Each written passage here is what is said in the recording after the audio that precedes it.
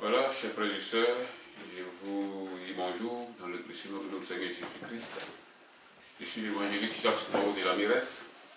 Nous sommes aujourd'hui à notre culte d'adoration, d'édification et de louange ce dimanche. Et donc nous avons fini la majeure partie du culte. On a fini la partie d'adoration, la louange. Maintenant, nous sommes maintenant à la partie prédication de ce culte. Donc, je me présente toujours, je suis l'évangélique Jacques Smaro de la Mérès, la mission évangélique pour le réveil et la sanctification. Voilà, c'est une mission que le Seigneur nous a mis à cœur, que nous sommes en train d'exécuter. Voilà. Donc, aujourd'hui, nous allons prendre la parole. Notre texte aujourd'hui dans Jean 8, 1 à 11. Notre texte, je le redis, c'est dans Jean 8, 1 à 11. Ça, c'est le texte de base, il y a d'autres lectures que nous allons faire. Voilà, dans d'autres livres de la Bible. Voilà, donc vous savez tous que, en toute chose, avant d'ouvrir la bouche, nous devons prier celui qui est à la base de tout et de tout, c'est-à-dire Jésus-Christ. Aujourd'hui, le thème du message est la femme adultère, tout simplement. Je crois que j'ai une fois prêché sur ce thème. Je vais dire sur ce message, mais en d'autres thèmes. Tellement le message est vaste et riche, on peut prendre plusieurs thèmes pour prêcher sur ce même message. Alléluia. Nous allons donc prier le Seigneur. Je le répète, le thème c'est la femme adultère, tout simplement. On va prier le Seigneur. On va remettre le message, le messager et l'assemblée entre les mains du Seigneur, afin que nous puissions être tout oui et d'écouter la parole de Dieu et la mettre surtout en application. On va prier le Seigneur. Éternel Dieu Tout-Puissant, toi le seul vrai Dieu qui nous aide dans toute situation. Père qui a préparé toute œuvre de Dieu pour nous, afin que nous puissions les pratiquer, Seigneur, en son temps pour lui. Nous élevons la voix avec toi ce matin ici, parce que Seigneur, c'est toi, Éternel Dieu, qui est au centre de tout. Moi qui prends la parole, je ne suis qu'un seul instrument, tes puissantes mains, c'est un instrument que tu utilises. Je ne suis pas qualifié d'ailleurs, Seigneur, pour prendre ta parole. Et Éternel Dieu, je me remets en tes puissantes mains, donc en fait, Seigneur, de parler, Seigneur, au travers de ma bouche, de parler et de t'exprimer. Parce que je ne suis qu'un seul serviteur, comme tu viens de le dire, Éternel Dieu. Je te remets l'assemblée en tes puissantes mains, afin de te manifester et que nous puissions, Éternel Dieu, écouter ta parole et la mettre en application. Dirige toutes choses, Seigneur, je te remets le message aussi, le messager, que Seigneur, ton nom soit glorifié. Merci de ce que tu vas prendre la parole, soit béni au nom de Jésus. Amen. Amen. Donc, nous allons prendre notre première lecture dans Jean 8, 1 à 11. Et Jean 8, 1 à 11, je fais ici la lecture. Le message, comme je viens de le dire, je le répète, c'est la femme adultère. La femme adultère, c'est une femme qui a été prise en flagrant délit d'adultère. Et les pharisiens, pour pouvoir confondre Jésus et l'accuser, l'ont pris et l'ont envoyé devant Jésus pour l'accuser. Et ils ont demandé à Jésus, toi, qu'est-ce que tu dis? Parce que Moïse a dit, de telles femmes, nous devons les lapider. Mais toi, qu'est-ce que tu dis? Ils avaient une raison pour pouvoir venir accuser Jésus. Donc, ils ont pris cette femme qui a été prise en flagrant délit d'adultère et ils l'ont amenée devant Jésus pour savoir l'opinion de Jésus. Ce qui est curieux, c'est que la femme n'a pas été envoyée avec le monsieur avec qui elle a commis l'adultère. Vous voyez? Dans l'Ancien Testament, il est dit que les deux devraient être punis de mort. Mais ici, c'est la femme, on envoie. Pourquoi? Parce qu'ils se sont basés sur des lois humaines qui dispensent un et qui accusent l'autre. Donc, je lis ici la parole de Dieu. Il a dit ici, Jésus s'est rendu à la montagne des Oliviers. Mais dès le matin, il alla de nouveau dans le temple et tout le peuple vint à lui, s'étant assis, il les enseignait. Vous voyez? Jésus s'est rendu à la montagne des Oliviers dès le matin. Lui, c'était son œuvre. Il était là pour un seul but sur la terre, c'est-à-dire pour faire l'œuvre de Dieu. Jésus était là uniquement pour faire l'œuvre de Dieu. Il n'était pas là pour faire quelque chose d'autre si ce n'est l'œuvre de Dieu. C'est à cause de ça, il est dit ici, mais dès le matin. D'autres personnes ici, dès le matin, ils se lèvent pour aller vaguer à leurs occupations, pour aller au travail, pour aller faire leurs œuvres de toutes sortes. Étant enfants de Dieu, ils vont faire toutes sortes d'œuvres, mais ils oublient le principal. La toute première des choses que nous devons faire d'abord, c'est la prière. Ensuite, si nous avons quelque chose à faire, parce qu'il faut bien nourrir sa famille, etc., nous devons aller au travail, etc. Mais même si nous allons au travail, nous pouvons faire l'œuvre de travail et l'œuvre de Dieu au travail où nous sommes. Il a dit ici, Jésus, dès le matin, alla de nouveau dans le temple et tout le peuple vint à lui, c'était ainsi qu'il les enseignait. Nous devons propager la parole de Dieu en enseignant. Il y a beaucoup de manières d'enseigner. Alléluia. Donc il est dit ici, alors, les scribes et les pharisiens amenèrent une femme surprise en adultère. Et la plaçant au milieu du peuple, ils dirent à Jésus, Maître, cette femme a été surprise en flagrant délit d'adultère. Et Moïse, dans la loi, nous a ordonné de lapider de telles femmes. Toi donc, que dis-tu? Il disait cela pour l'éprouver afin de pouvoir l'accuser. Mais Jésus s'étant baissé, écrivait avec le doigt sur la tête. Comme il continuait à l'interroger, il s'éleva et lui dit, que celui de vous qui est sans péché jette le premier la pierre contre elle. Et s'étant de nouveau baissé, il écrivait sur la terre. Quand ils entendirent cela, accusés par leur conscience, ils se retiraient un à un depuis le plus âgé jusqu'au dernier. Et Jésus resta seul avec la femme, qui était là au milieu. Alors, s'étant levé et ne voyant plus que la femme, Jésus lui dit, Femme, où sont ceux qui t'accusent? Personne t'a-t-il condamné? Elle répondit, Non, Seigneur. Et Jésus lui dit, Je ne te condamne pas moi non plus, va et ne pêche plus. Vous voyez? Les hommes sur la terre aujourd'hui ont tendance à accuser rapidement les hommes, oubliant ce qu'eux font. Parce que le Seigneur dit dans la parole de Dieu, n'accusez jamais, ne jugez personne, laissez Dieu plutôt juger. Parce qu'un homme ne peut pas juger. Celui qui juge fait de Dieu un menteur. Parce que c'est Dieu seul qui est juste. Aucun homme sur la terre n'est juste. Donc c'est pour cela que Dieu dit, ne jugez pas, afin de ne pas être jugé. Parce que des mêmes jugements que nous portons contre les autres, nous pratiquons les mêmes choses. Et puisque nous pratiquons les mêmes choses, nous ne devons donc pas juger. C'est Dieu seul qui a la capacité et qui a le droit de juger. Alléluia. Je récapitule ici donc, quand je viens, il dit, Jésus s'est rendu à la montagne des Oliviers, mais dès le matin, Allah, de nouveau dans le temple, et tout le peuple vint à lui et les enseignait. Alors les scribes et les pharisiens amenaient une femme surprise en adultère et la plaçant au milieu du peuple. Il dit à Jésus, mais, Maître, cette femme a été surprise en flagrant délit d'adultère. Moïse, dans la loi, nous a ordonné de lapider de telles femmes. Toi, donc, que dis-tu? C'est une question piège qu'ils ont entendu à Jésus. Mais Dieu connaît toutes choses d'avance. Cet instant-là, Dieu l'avait déjà prévu avant le commencement du monde. Lui, c'est toutes choses d'avance. Et il est prévoyant. Il connaît aussi le cœur de chacun de ces personnes qui sont venues envoyer cette femme devant lui. Et comment se fait-il que c'est seulement la femme qui était seulement envoyée devant lui? Il n'y a que la femme qui est venue devant lui. Le Seigneur est tout puissant. Il connaît la parole plus que ceux qui ont envoyé la femme devant lui. Nous allons prendre Deutéronome 22, 22 ici. Deutéronome 22, 22. Deutéronome 22, 22. Il est dit quoi dans la parole ici? Il est dit, si l'on trouve un homme couché avec une femme mariée, ils mourront tous deux, l'homme qui a couché avec la femme et la femme aussi, tu ôteras ainsi le mal du milieu d'Israël. Si l'on trouve un homme couché avec une femme mariée, ils mourront tous deux, l'homme qui a couché avec la femme et la femme aussi, tu ôteras ainsi le mal du milieu d'Israël. Pour cette femme dont on parlait ici tout à l'heure, je ne sais pas si elle était mariée, l'homme aussi on ne sait pas si elle était mariée, mais toujours est-il qu'ils ont tous commis la fornication. Donc leur sentence était la mort. Alléluia. Qu'est-ce que les pharisiens ont fait ici? Ils n'ont pris que la femme et l'ont déposée devant Jésus-Christ.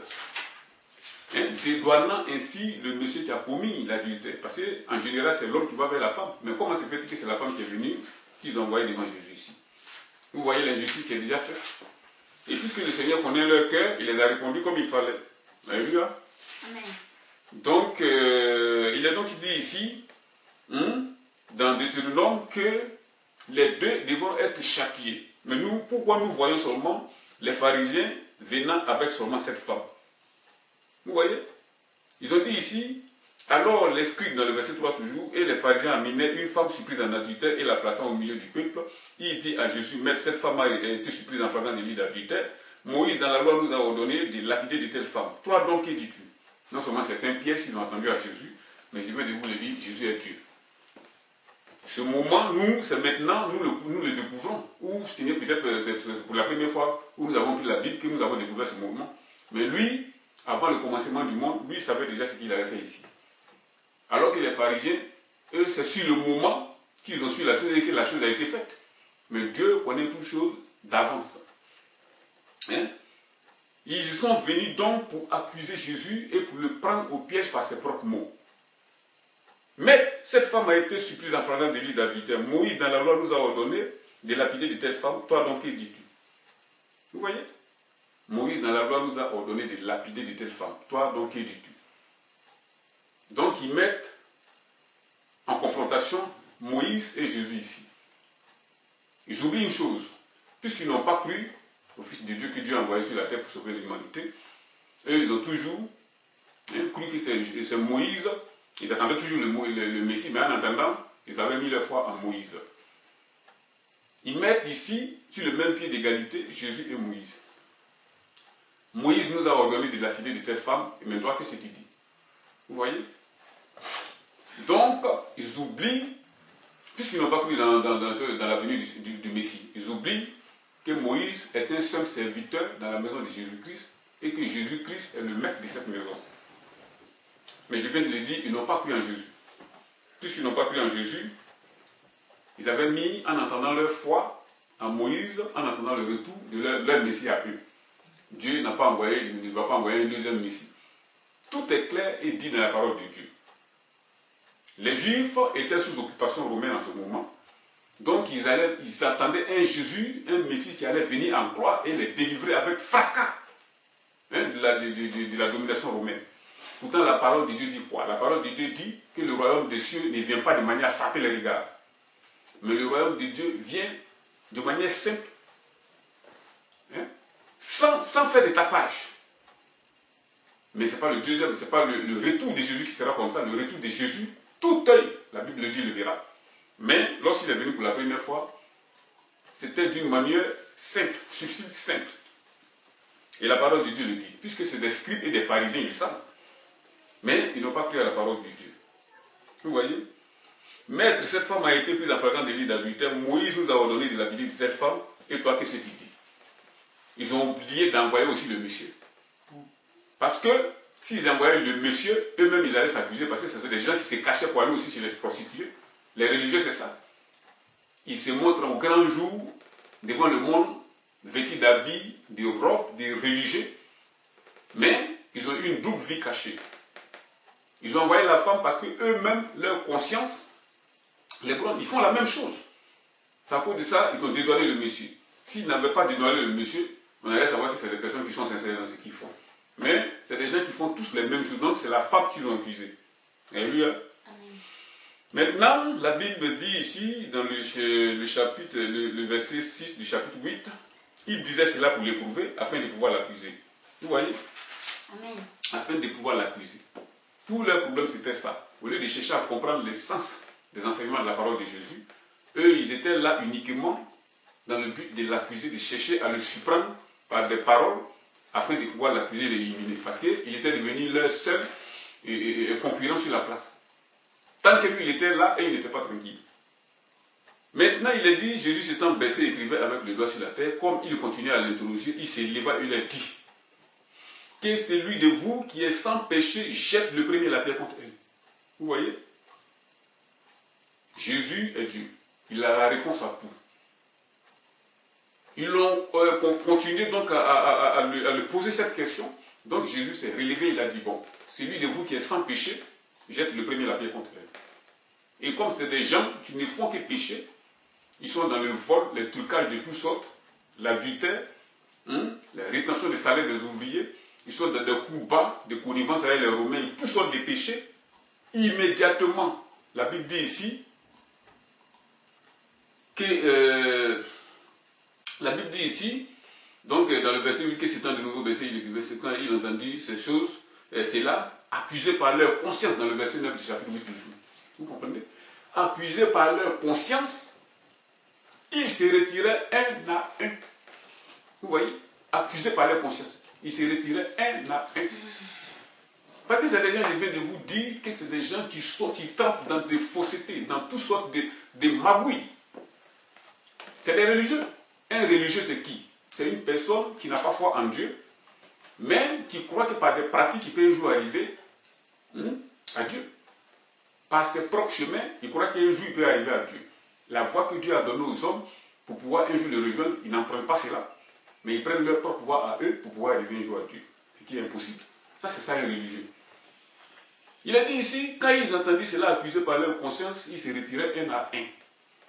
Mais il y a une virgule entre le 1 à 1, après le deuxième 1, il y a une virgule qui dit depuis les plus âgés jusqu'au dernier. Vous voyez, pourquoi les plus âgés? Parce que ce sont eux, d'abord, qui ont soulevé la foule et qui ont pris cette femme avec le reste de la foule pour envoyer à Jésus. Et ensuite, ce sont eux les responsables, ce sont des pharisiens et les dirigeants du peuple, accusés par leur conscience. Et puisque ce sont eux qui sont les plus chargés par les péchés de tout ça, ce sont eux qui ont commencé à se retirer depuis jusqu'au dernier. Un à un, depuis les plus âgés jusqu'au dernier. Vous voyez? Dieu n'a pas fait trop de commentaires. Jésus n'a pas fait trop de paroles. Il n'a pas discouru avec eux. Un simple mot seulement. Accusés par leur conscience. D'abord, Jésus a dit quoi ici?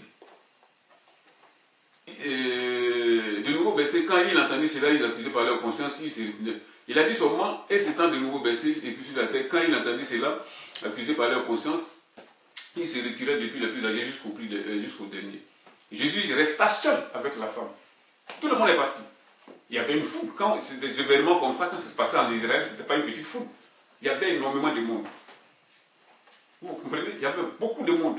Mais toutes ces personnes se sont retirées un à un. Même pas un seul qui est resté. Parce que la conscience de l'homme, il n'y a pas un seul sur la terre qui n'a pas péché. C'est ce qui prouve la Bible ici. Il n'y a pas un seul au monde qui n'a pas péché, qui est sur la terre qui n'a pas péché, excepté Jésus. Il est dit accusé par leur conscience.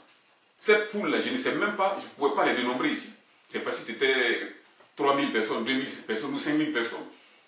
Mais après avoir dit cela, que celui de vous qui n'a pas péché jette la première pierre contre elle, toutes ces personnes, ces nombreuses foules-là, se sont dispersées un à un, depuis le plus âgé jusqu'au plus petit. Vous voyez? C'est ce qui prouve encore que la Bible est la parole de Dieu, elle ne ment jamais. Tout ce qui est écrit, même les virgules, on les place dans la Bible. La Bible dit tous sont péchés et sont sauvés de la gloire de Dieu, mais Dieu, de sa bonté, nous rend juste à ses yeux par Jésus-Christ, notre Seigneur. Il est le seul sur la terre qui n'a pas commis de péché. Avant lui, tout le monde a péché. Après lui, tout le monde péchera. Mais c'est par grâce que Dieu nous a donné Jésus pour être sauvés. Parce que sans lui, on allait tous drainer en enfer. Alléluia. Amen. Donc on dit quoi ici dans le verset 9? Donc quand il a accusé par la conscience, il est retiré depuis le plus âgé jusqu'au plus dernier. Jésus resta seul avec la femme.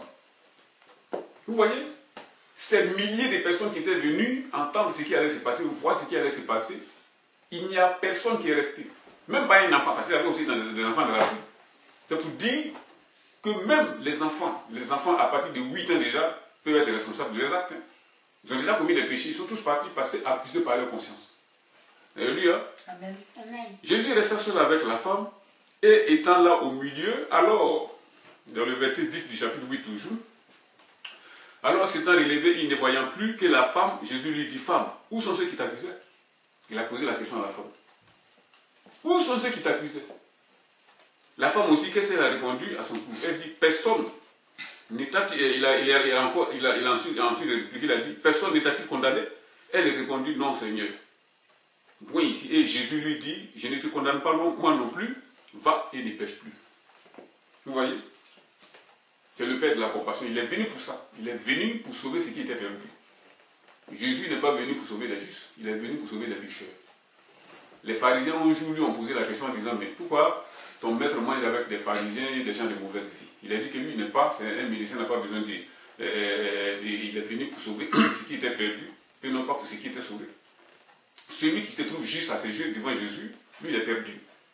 Mais par contre, si tu reconnais tes péchés devant lui, tu t'humilies et tu fais de lui ton Seigneur et ton Sauveur, tu abandonnes tes péchés, ça tu es son homme et tu es sauvé. Alléluia. Amen. Nous allons prendre Romains 2, 1 ici. Romains 2, 1. Ézéchiel va faire la lecture. Romains 2, 1. Tu as trouvé? Non. Romains 2, 1.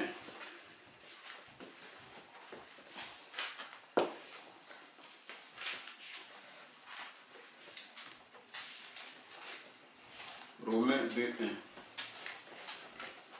Qui se Je lis la parole de l'Éternel. Qui que tu sois, homme. Ô homme. Vas-y, ô homme, qui que tu sois.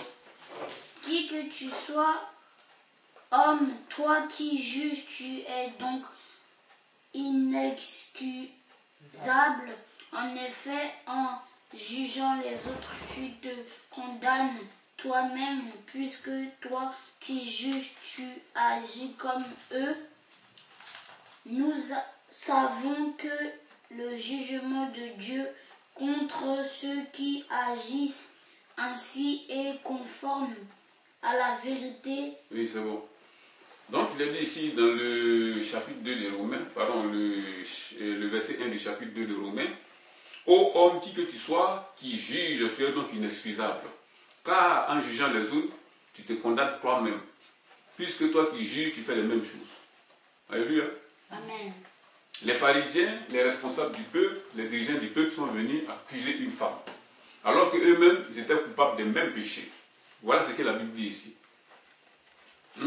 Ô homme, qui que tu sois, toi qui juges, tu es donc inexcusable, car en jugeant les autres, tu te condamnes toi-même, puisque toi qui juges, tu fais les mêmes choses. La Bible est claire là-dessus. Nous ne devons jamais juger quelqu'un. Parce que les mêmes jugements que nous portons devant les autres, sur les autres, nous pratiquons les mêmes choses. Il n'y a qu'un seul juge, c'est Dieu. C'est lui qui doit juger. Le sport national aujourd'hui dans la maison de Dieu, c'est les critiques, le commérage, les accusations. Pourtant, la Bible nous interdit formellement de pratiquer ces choses. Vous savez, dans l'enfer, il y a plusieurs départements. Et les démons se basent sur ce que Dieu condamne pour pouvoir accuser un jour les gens devant Dieu. Et ces départements sont réservés aussi pour ces différentes choses que Dieu interdit, le mensonge, le vol, l'adultère. Tout cela, on les départements dans l'enfer. Et c'est en fonction de ces péchés-là qu'on te châtie et qu'on te torture dans l'enfer. La Bible a dit quoi au sujet de Jésus? Quand il est allé dans le séjour des morts, il n'y avait rien en lui. Le diable et ses démons n'avaient rien en lui. Parce que c'est quand ils ont quelque chose en toi qui peuvent te torturer, ou bien ils peuvent t'accuser, ou bien ils peuvent faire quelque chose sur toi, mais il n'avait rien en lui. Il n'y avait rien du tout. Parce que Jésus n'avait commis aucun péché. C'est pour cela que nous devons veiller scrupuleusement sur ce qui sort de nos bouches. Nous devons aussi faire attention à tous nos actes. Parce que dès l'instant que nous recevons Jésus dans notre vie, une robe est donnée à la personne qui vient de se donner à Jésus-Christ. Cette robe est toute blanche. Et puisque cette robe est blanche, nous devons la conserver blanche jusqu'à la fin. Dès que tu commets un péché, il y a une tache qui vient sur la robe. Et cette tache, tu dois l'enlever par le sang de Jésus en te confessant et en abandonnant le péché que tu as commis. Alléluia. Amen. Mais les dirigeants de ce peuple en ce moment-là ne connaissaient pas toutes ces histoires-là. Ce n'était pas leur problème d'ailleurs. Et leur seule préoccupation, c'était de vivre le moment dans lequel ils étaient, les pharisiens. La preuve est que la plupart, je dirais tous ceux qui étaient en ce moment-là dans ce collège-là sont en enfer. Il y a quelques-uns parmi eux qui ont connu Jésus. Mais moi particulièrement, principalement, je ne connais pas leur sort, parce que la parole de Dieu dit ici, dans la parole de Dieu, il est dit, si celui qui devient chrétien, et qui ne confesse pas publiquement son nom, le nom de Jésus-Christ, le Seigneur ne le connaît pas. Mais il est pourtant dit dans la parole de Dieu, Nicodème et certains pharisiens étaient disciples de Jésus, mais en cachette. Ils ne faisaient pas la vie en public, donc on ne prenait pas le sel de cet esprit. Alléluia. Amen. On va prendre la dernière lecture dans Psaume 56. Donc on va dire Psaume 56. Psaume 56. 50, verset 16. Psaume 50, verset 16.